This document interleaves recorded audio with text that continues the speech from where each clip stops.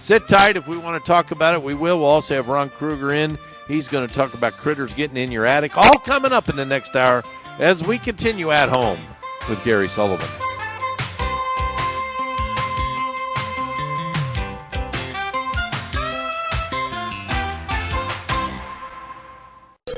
Weekends mean making your home the best on the block. Help is just a call away at 1-800-823-TALK. This is At Home with Gary Sullivan.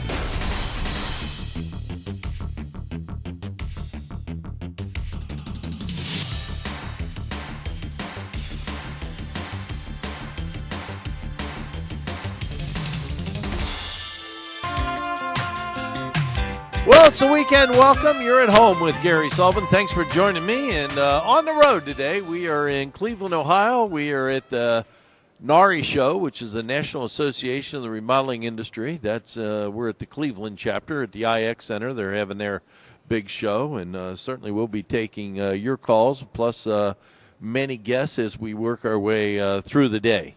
And we're going to talk about keeping critters out of your house. We're going to meet the stars from a celebrity appearance from Love It or List It on HGTV. In other words, do we fix our house up or do we just sell it, get rid of it? And that's pretty interesting. We have our friends in from Sherwin-Williams, and we'll also talk to our friends at Champion, whose booth we are sitting in. But before we do all that, we do have, the lady that was going to hold on has since left. So we'll go right to Ron Kruger. He is with A+ Wildlife Control. And this is the time of year, and we talk about it each year I come up here because the timing's perfect. You want to keep critters out of your house during the spring mating season, you got to start that work today. Make sure they don't get in the house to begin with. The heck with getting them out. Let's keep them from ever getting in. And, Ron, welcome. Hey, Gary, glad to be here, and it's awesome to be at the IX Center here at the Home Improvement Show. It sure is. All right, so has skunk started yet, or maybe a little early? Well, it depends where in the season you're at. In Ohio, we're going to be starting real soon. For us in the Ohio area, you're talking mid-February. I always say February 14th, Valentine's Day. Yeah. Love is in the air. Love is in the air. So is the smell. And you're going to start smelling them. But the further south you get, down in Kentucky, Tennessee, Georgia and stuff, they're going to get started a little sooner. All right. What happens after skunk season? Oh, well. What's the next thing? The next thing we just actually finishing up raccoons. Raccoons are actually breeding right now too, and they're going to be coming along also. Animals start earlier than people realize they do. And squirrels are actually going to be giving birth shortly. Is that right? Yeah, they've actually bred already in December. And so we're already getting calls with squirrels that are getting into soffits and attics and stuff. And I know that's your favorite animal. I don't like squirrels. All right, so how do we prevent? Because that's a big problem when they get into your house. It causes a lot of damage and a lot of expense. Yes. And you'd be amazed at what a little animal or even a medium-sized animal will do to a house, and especially if it's left unattended. We just finished a house up in December that raccoons had gotten into the power vent, which is those mushroom-looking vents on the roofs.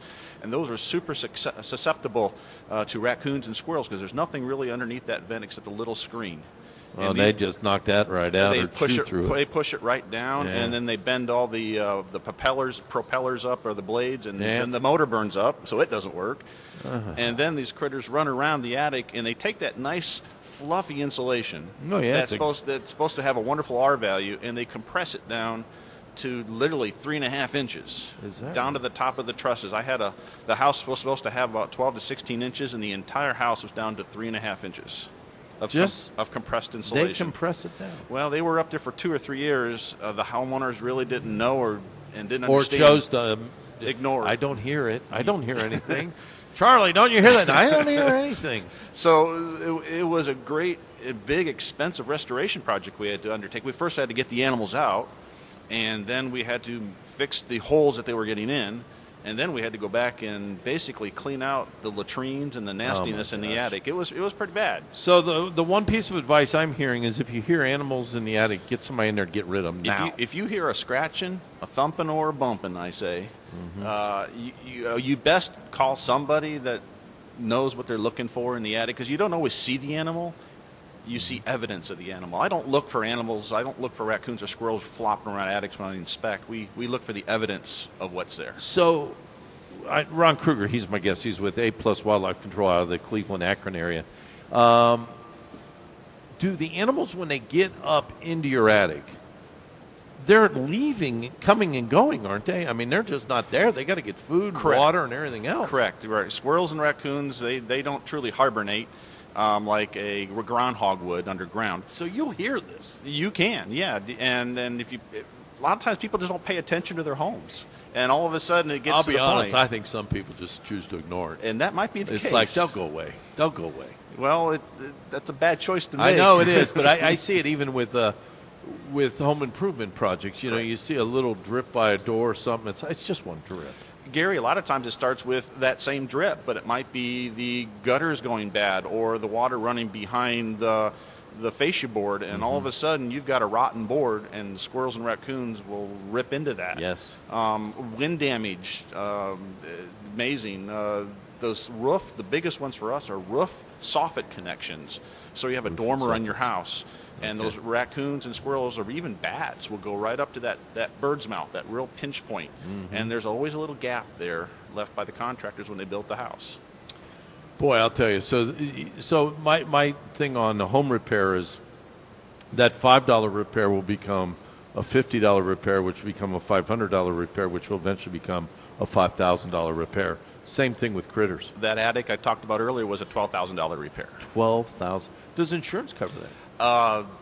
Sometimes and sometimes not. Is that right? Yeah. Where's the wiggle room there? It all depends on the policy and how it's written and when it was written. Oh, Lord. So it all it's a sticky wicket sometimes when it comes to customers and dealing with their insurance company. So Ron, one of the things I tell people pretty much on a weekly or biweekly basis, I know you listen, I'm sure you hear me say this all the time, is the fact of taking a walk around your home periodically, get your buns up into that attic and take a look for water damage. Those are all telltale signs, are they not? Yeah, you're looking for water damage. You're looking for droppings that are, you're going to see mouse. I would honestly say in 80 to 90% of the attics I walk into, I almost always see rodent work up there. There's always some type of small rodents that have gotten into the attic. It depends on how bad it is what we want to do with it. But then we're also looking for large trails in the insulation. Is it a small trail that might be squirrels? Do we see large trails? Raccoons literally bulldoze their way through attics, and you'll see trails. And if they're bad enough, you'll see latrines. Okay, so if I take a walk around the house and I see my corner gutters kind of sagging and the soffit is rotted where it's cut at a miter 45 degree, but I don't see a hole or anything, there may be a hole. Yeah, there is, especially up underneath the gutter sometimes. You can't see the holes sometimes. There are spots many times that you have to get a ladder up and get your eyeballs up to it to even locate it. So again, if you see things in a state of disrepair, which that rotting wood would be a state of disrepair, first of all, you got to get it taken care of because your house is in a state of disrepair. The second thing is it could be a passageway for rodents. Exactly. And the other things you could do is also, it could be down to coming down and taking care of trees that are, people plant trees and shrubs. Too close to Well, they look good when they first planted them 25 years ago. Right. And now they've matured. And the rule of thumb is 10 to 15 linear feet away from a roof edge to keep wildlife off your house. Does wildlife ever get into your attic and let's say maybe I hear some scratching, maybe like a squirrel would make on the inside of a wall. You hear it for warm days for a couple of weeks, then you never hear it again. Do they ever just abandon and say off to another place? That's a possibility, especially if the animal was killed or was preyed upon by something. Yeah, never thought of that. Yeah, so, I've had people say, hey, we've heard something, but it's now disappeared completely. Or the animal might just move to another part of the house that they're not listening to. All right, so once you know that there's damage or you hear that there's critters, the importance of getting a professional in there to remove them. Extremely important. We've got the wildlife control around the nation is a young industry, and though there's lots of good professionals out there now over the last 25 years, and my strong suggestion is to hire somebody that is insured, has state insurance, so they, state insurance, and also that they know that they're licensed with the state to do what they're doing. So there's laws regarding you should wildlife. be licensed. You must be licensed. It all depends on the state that you're in. In Ohio, yes, we must be licensed, which is a new law that has come down in the last 3 to 4 years. Because there's a lot of different requirements on what can happen to the critter, right? Correct. There's disposition of the animals, how you handle the animals. It's all regulated in Ohio. We're regulated by the Division of Wildlife.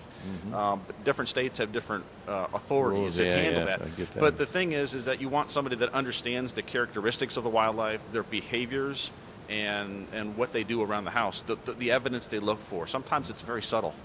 Very good. Ron Kruger, he is my guest. If people want to get a hold of Ron, he's in the Cleveland, Akron area. The name of the company is A+ Wildlife Control. What's your website, Ron? It's wildlife-control.org, wildlife-control.org, or they can find me on Facebook, A+ Wildlife Control. All right, my friend. Thank you very much. I appreciate it. Oh, good to see you again, Gary. All right. We will continue with your calls, and then Jeff Leonard will join us from Champion. Your calls next as we continue at home with Gary Sullivan.